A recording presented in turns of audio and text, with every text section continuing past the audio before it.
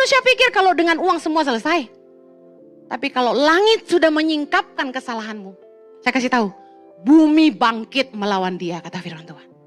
Jadi kalau sampai ada orang yang berbuat jahat, dan mereka pikir mereka akan tinggal dengan aman dalam kejahatannya, firman Tuhan berkata, dia yang akan menyingkapkan kesalahan kita. Hiduplah yang jujur. Jangan serakah. Jangan tidak mengasihi sesama. Jangan ambil yang bukan bagianmu, meskipun kamu bisa. Jangan menipu, jangan mencuri. Jangan merampas hak orang lain. Jangan mengambil hak orang miskin. Berikan yang harus kamu berikan. Amen. Jangan pernah menindas orang lemah. Karena orang lemah itu, dikatakan firman Tuhan, barang siapa menaruh belas kasihan buat orang lemah, memiutangi Tuhan yang pasti akan membalasnya.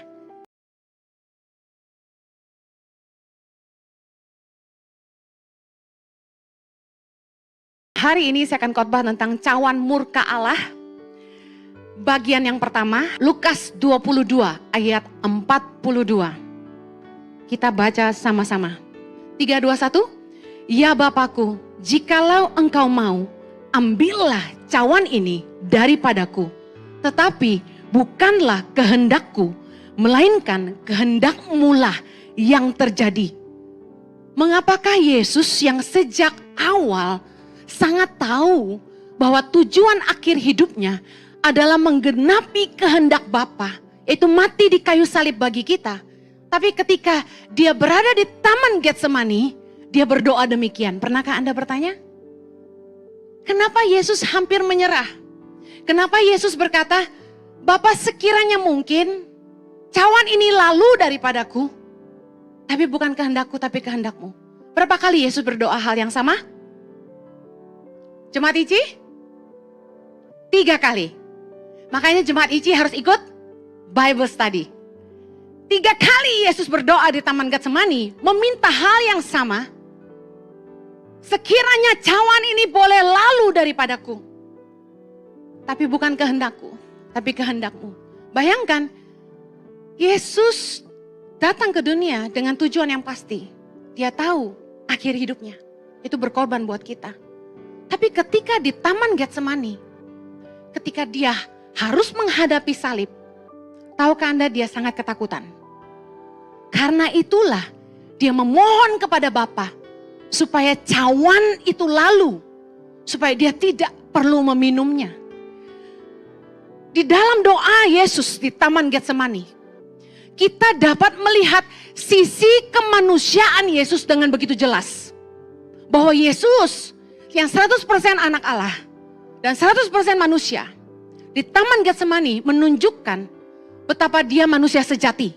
Yang di saat dia akan menghadapi hari kematiannya, dia sangat tertekan dan dia mengalami pergumulan yang begitu berat. Di dalam Matius 26 ayat 38, Yesus berkata, hatiku sangat sedih, seperti mau mati rasanya. Kalau kita lagi stres, kita juga pasti pernah ngomong gitu kan, kayak mau mati rasanya. Ibu-ibu yang pernah kesakitan karena kontraksi mau melahirkan normal, angkat tangan. Yang pernah melahirkan normal, angkat tangan. Yes, waktu kontraksi mendekati pembukaan makin besar, sakitnya bagaimana? Katakan setengah mati. Kata orang Papua setengah mati. Sakitnya luar biasa. Nah Yesus mengalami ketakutan yang begitu amat sangat. Tekanan batin, stres berat. Sampai dia bilang, aku seperti mau mati rasanya. Lukas 22 ayat 43. Maka seorang malaikat dari langit menampakkan diri kepadanya untuk memberi kekuatan kepadanya. Lihat, Bapa di sorga sampai mengizinkan malaikat turun untuk memberi kekuatan kepada Kristus. Menunjukkan dia ada di sisi terendah selama hidupnya di dunia. Ayat 44 kita baca sama-sama. Ia sangat ketakutan dan makin bersungguh-sungguh berdoa. Peluhnya menjadi seperti titik-titik darah yang bertetesan ke tanah. Ayat 44 menunjukkan rasa takut yang amat sangat. Rasa cemas, sedih, derita batin sekaligus yang Yesus alami sebagai manusia. Peluh yang dikatakan menetes ke tanah seperti darah, itu menandakan tingkat stres yang sangat tinggi. Yesus sangat stres. Ketakutan dan kengerian yang amat sangat dirasakan Yesus di Taman Getsemani menghadapi hari kematiannya. Kenapa? Yesus yang begitu besar kuasanya, sanggup membangkitkan yang mati, sanggup menyembuhkan yang kusta, sanggup memberikan penglihatan kepada orang yang buta, begitu ketakutan menghadapi kematiannya. Pernah gak ada bertanya, kok Yesus bisa takut? Kalau Anda punya kuasa sebesar Yesus, Anda punya rasa takut gak kira-kira? You fear nothing. Seriously, orang yang punya duit aja gak punya rasa takut, ya kan? Apalagi Yesus.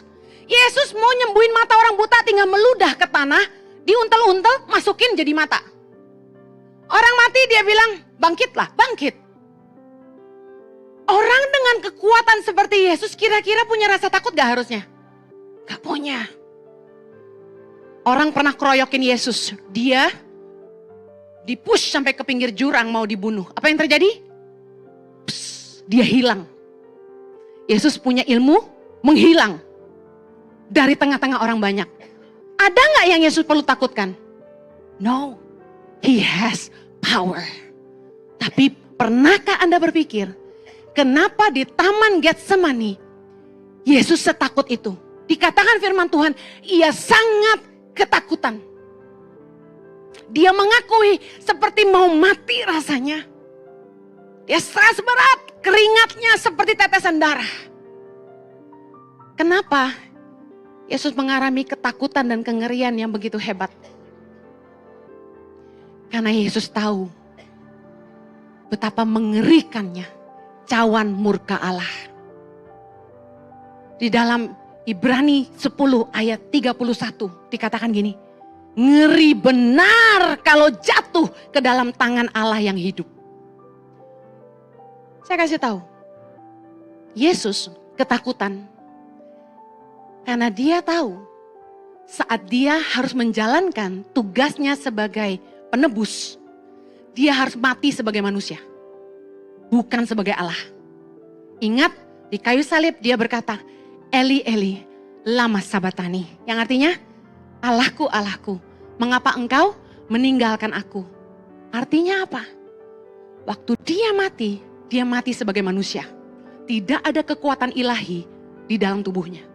Dia merasakan kesakitan yang amat sangat. Orang yang penuh kuasa bisa menahan sakit, amin. Tapi kenapa dia sangat ketakutan? Karena dia tahu dia harus melepaskan kuasanya dan mati sebagai manusia. Yesus tahu betapa mengerikannya cawan murka Allah.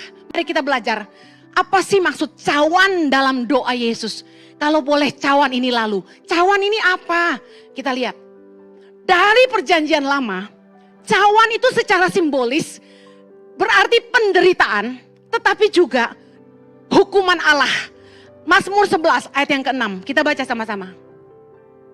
Ia menghujani orang-orang fasik dengan arang berapi dan belerang.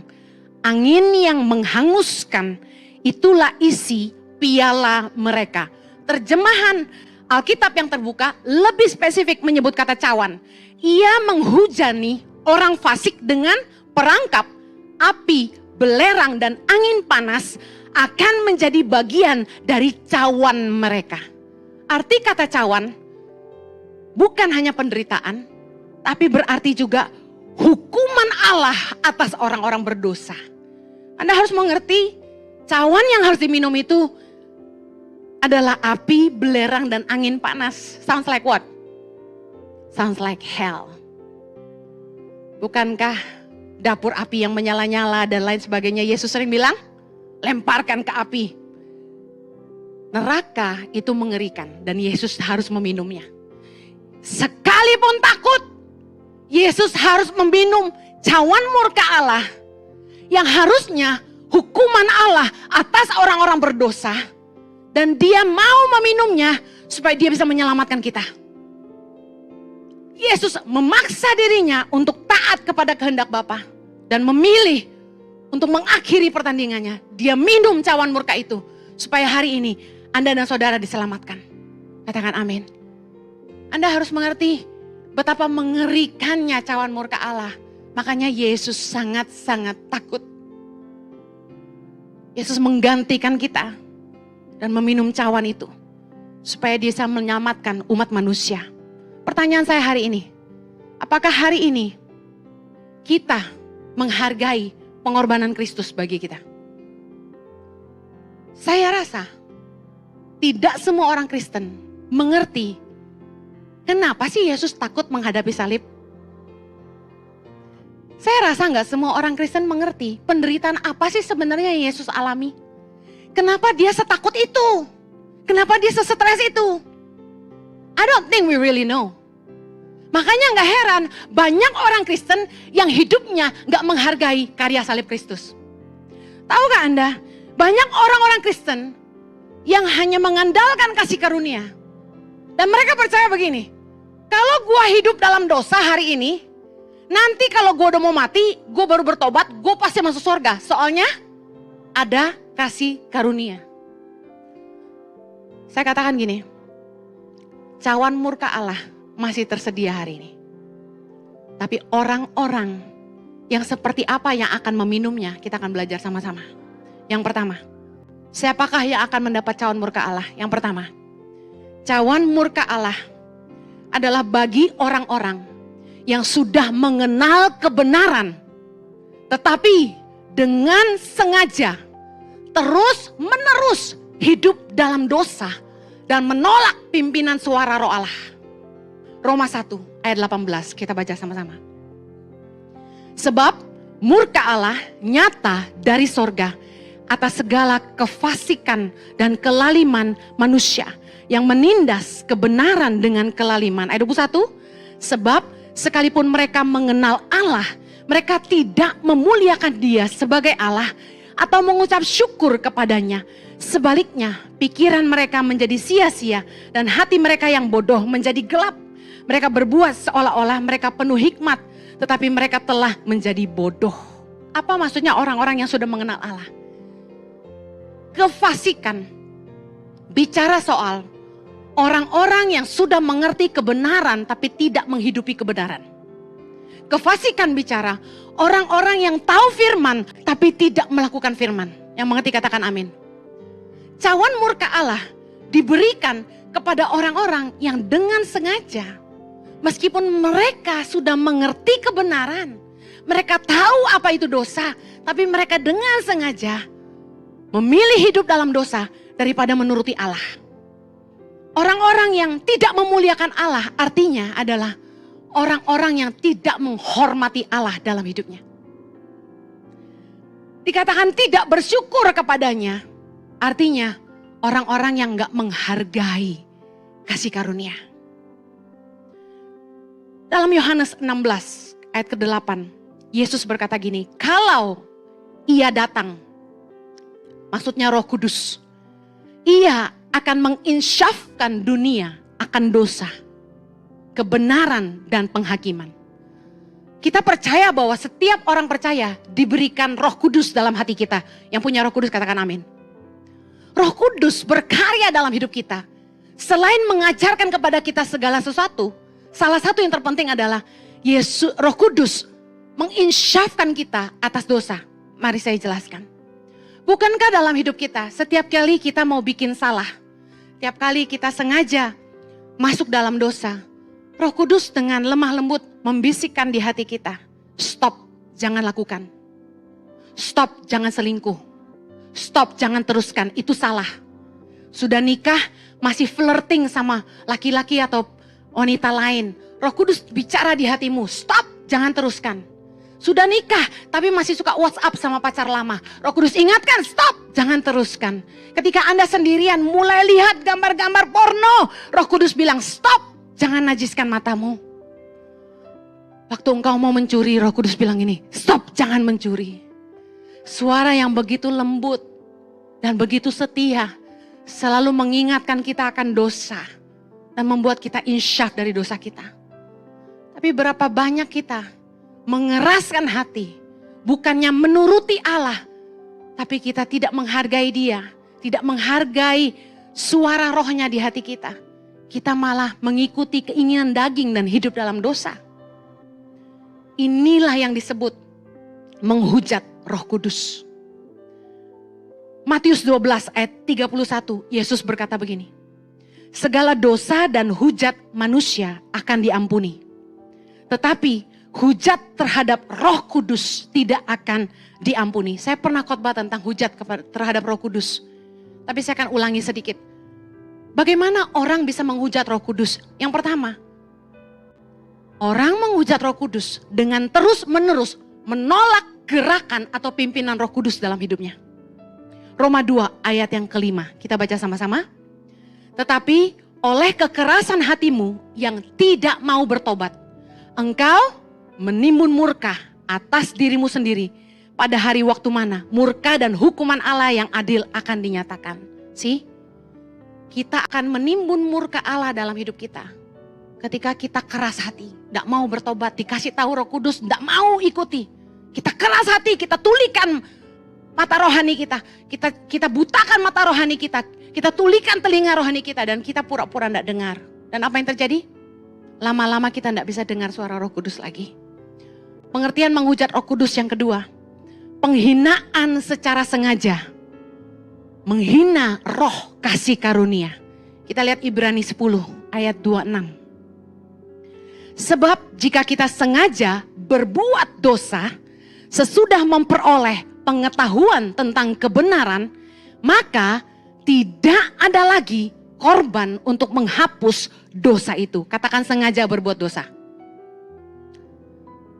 Orang-orang yang sengaja berbuat dosa, meski telah memperoleh pengetahuan tentang kebenaran, firman Tuhan berkata, tidak ada lagi korban untuk menghapus dosa itu.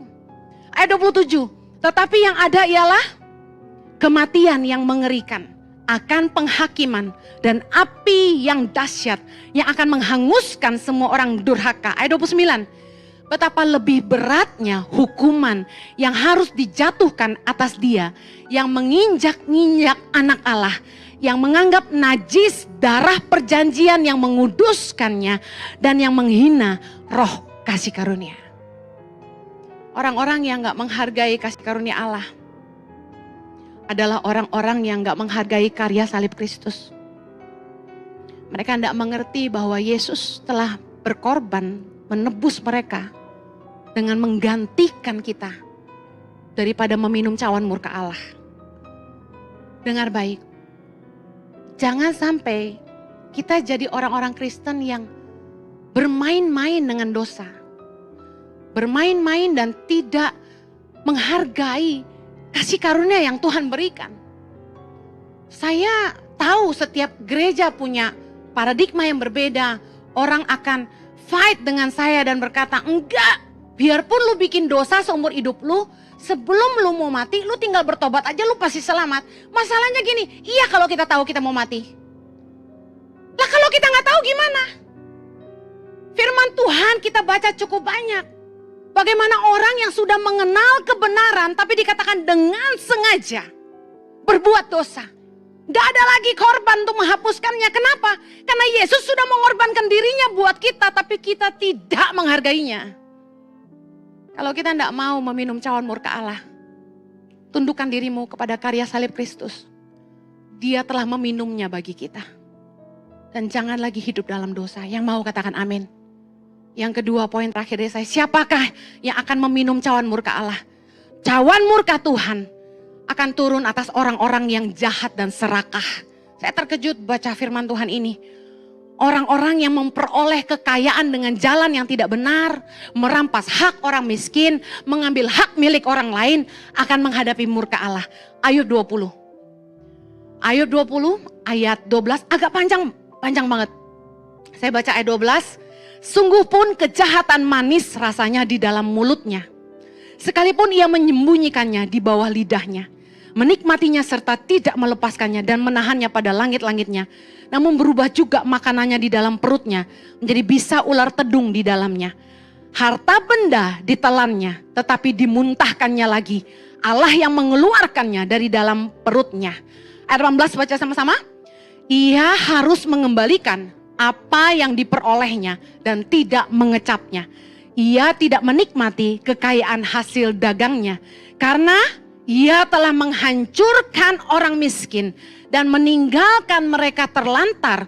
Ia merampas rumah yang tidak dibangunnya. Wow. Ayat 22 baca sama-sama. Dalam kemewahannya yang berlimpah-limpah, ia penuh khawatir.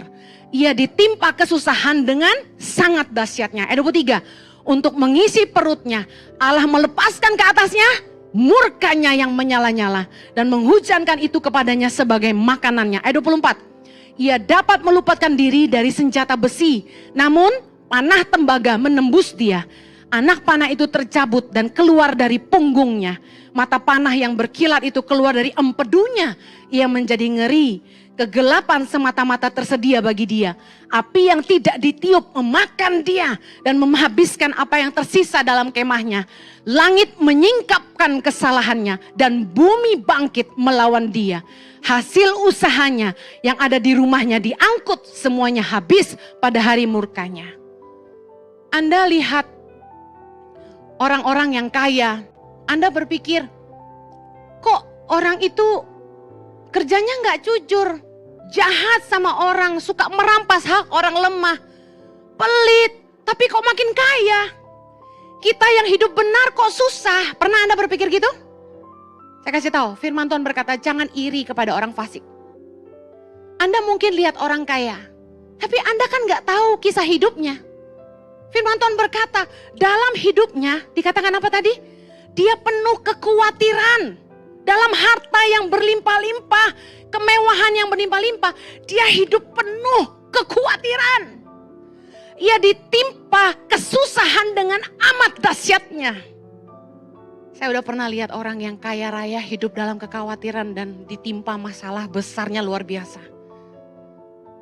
Mereka merasa mereka sakit, tapi tiap kali mereka berobat, dokter nggak bisa menemukan penyakitnya. Mereka bilang, saya selalu mau pingsan. Saya merasa dada saya sakit, sesak napas, saya merasa badan saya sakit di sini, sakit di situ. Karena stres berat. Orang yang hidup bermewah-mewah dengan mengorbankan orang lain, tidak akan hidup bahagia. Orang yang hidup dalam kekayaan dan mengambil hak orang miskin, tidak akan diberkati. Saya pernah khotbah, harta kekayaan bukan tanda berkat Tuhan. Enggak semua orang kaya itu berkat dari Tuhan. Karena kalau Anda minta sama setan pun Anda bisa kaya, yang mengerti katakan amin. Tapi berkat dari Tuhan adalah karunia menikmati hidup. Meskipun kita enggak punya uang banyak, kita enggak punya simpanan yang banyak, tapi Tuhan memberkati kita dengan damai sejahtera. Tidur yang nyenyak. Orang kaya tidur di ranjang king coil belum tentu bisa tidur. Orang kaya mungkin bisa menikah dengan wanita yang cantik jelita kayak foto model. Tapi belum tentu dia lebih baik daripada istrimu yang mungkin sederhana. Saya kasih tahu, kekayaan bukan satu-satunya ukuran berkat Tuhan. Kita punya pasangan yang baik, yang setia sama kita sampai tua. Punya anak-anak yang baik, yang sayang sama kita, yang nurut sama kita, itu berkat Tuhan. Tuhan kasih kita kesehatan. Saya tuh bersyukur loh sama Tuhan. Saya sama Jojo tuh gak pernah sakit yang aneh-aneh gitu loh. Yang sampai harus perlu dirawat di rumah sakit, berobat ini dan itu. Puji Tuhan gak pernah. Tuhan tahu kami gak akan mampu punya duit untuk berobat-berobat kayak gitu. Gak akan. Anak-anak saya juga dilindungi Tuhan. Gak pernah sakit aneh-aneh gitu loh. Kayaknya Excel seumur hidup pernah masuk rumah sakit cuma sekali. Karena kecelakaan gitu aja. Kecelakaan pun dia santai-santai gitu. Mamanya yang khawatir anaknya santai aja. Emang anak-anak. Tapi saya lihat orang yang kaya melimpah. Kalau tidak dari kebenaran, hidupnya sengsara. Ketakutan. Ada ayat yang tadi jadi remah. Dikatakan ayat 27, langit menyingkapkan kesalahannya. Wow. Orang kaya tuh, kalau dia katakan korupsi, atau dia bikin kesalahan gitu, dia pikir dia bisa tutup mulut orang dengan uang. Betul? Nggak akan ada yang tahu, semua udah gue kasih duit sampai ke jenderal-jenderalnya. Siapa yang berani melawan gue? Kan manusia pikir kalau dengan uang semua selesai. Tapi kalau langit sudah menyingkapkan kesalahanmu, saya kasih tahu, bumi bangkit melawan dia, kata firman Tuhan. Jadi kalau sampai ada orang yang berbuat jahat, dan mereka pikir mereka akan tinggal dengan aman dalam kejahatannya.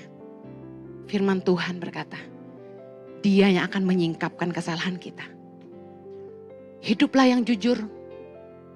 Jangan serakah. Jangan tidak mengasihi sesama. Jangan ambil yang bukan bagianmu, meskipun kamu bisa.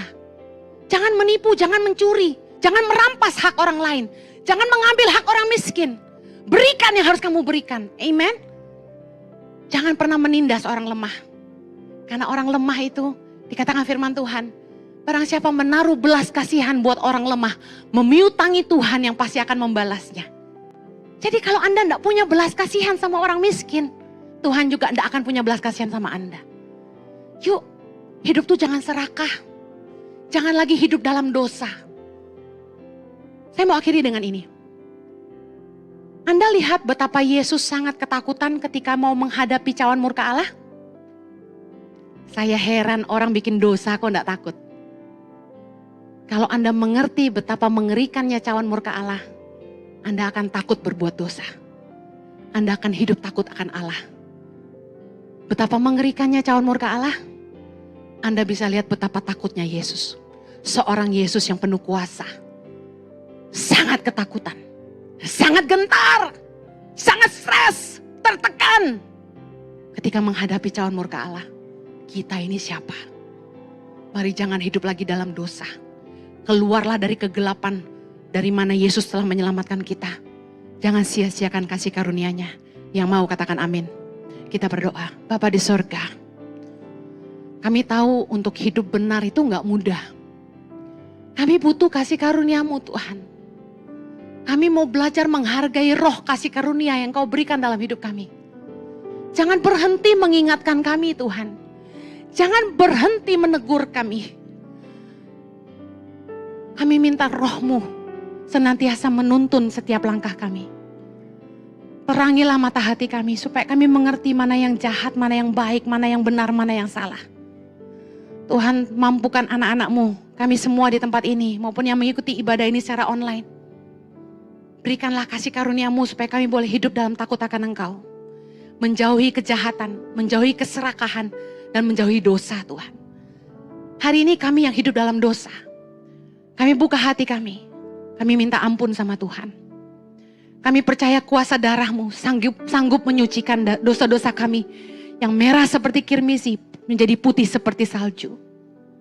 Kami mau Tuhan datang kembali kepadamu dan mengundang Engkau kembali masuk dalam hidup kami. Ampunilah segala dosa-dosa dan pelanggaran kami. Sucikanlah kami dengan kuasa darah-Mu dan berkuasalah atas hidup kami. Kami serahkan hidup kami dalam tangan-Mu Tuhan. Terima kasih buat karya salib-Mu. Yang mau menyerahkan hatinya sama Tuhan, sama-sama kita katakan, Amen.